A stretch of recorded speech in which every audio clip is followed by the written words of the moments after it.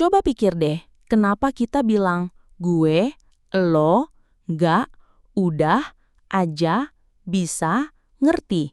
Bahasa Indonesia tuh kayak campuran semua rasa. Kayak es campur, tapi versi bahasa.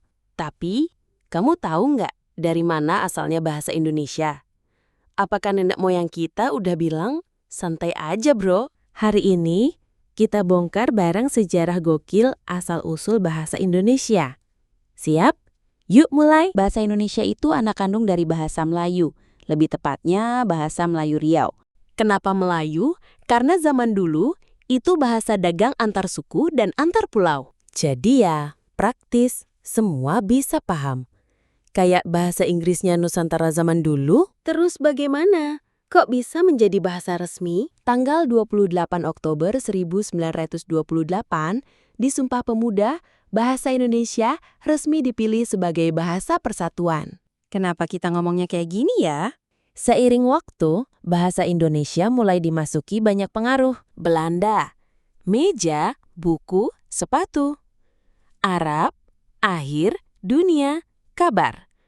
Sangsekerta, raja, putri, budaya. Cina, tauge, teko, loteng. Inggris, stres, telepon, bioskop. Dan jangan lupa bahasa daerah. Lo gue, itu Betawi. Cak dari Surabaya, Ambo dari Makassar, Ulun dari Banjar, Iyo dari Padang. Jadinya campur-campur, tapi itulah kita. Jadi bahasa kita aneh. Enggak, justru ini kekayaan kita. Bahasa Indonesia itu fleksibel, mudah, dan adaptif. Kita bisa nulis skripsi pakai bahasa formal, tapi juga bisa bilang capek banget pengen rebahan di story. Dan tahu nggak? Ini bikin bahasa Indonesia salah satu bahasa yang pertumbuhannya tercepat di dunia digital. Kolonial datang, perubahan tapi tak menggantikan. Pas Belanda datang, mereka nyoba ngenalin bahasa Belanda. Tapi rakyat kecil mana ngerti. Maka bahasa Melayu tetap dipakai, apalagi di sekolah-sekolah Bumi Putra. Akhirnya, bahasa Melayu makin tersebar luas. Dan dari sinilah muncul ide. Kalau nanti kita merdeka, pakai aja bahasa Melayu ini jadi bahasa nasional. Tapi ganti namanya, jadi bahasa Indonesia, biar nasionalis dikit. Lalu datanglah momen penting. 28 Oktober 1928, Sumpah Pemuda.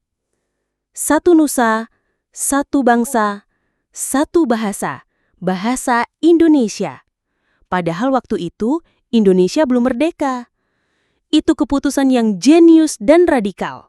Kenapa nggak pakai bahasa Jawa aja? Pertanyaan klasik, kenapa nggak bahasa Jawa? Kan paling banyak penuturnya. Jawabannya, karena justru terlalu dominan. Kalau pakai bahasa Jawa, bisa-bisa suku lain merasa dianaktirikan. Bahasa Melayu netral, sederhana, dan sudah terbiasa dipakai lintas suku dan wilayah. Intinya, bahasa Indonesia lahir dari keputusan politik yang cerdas.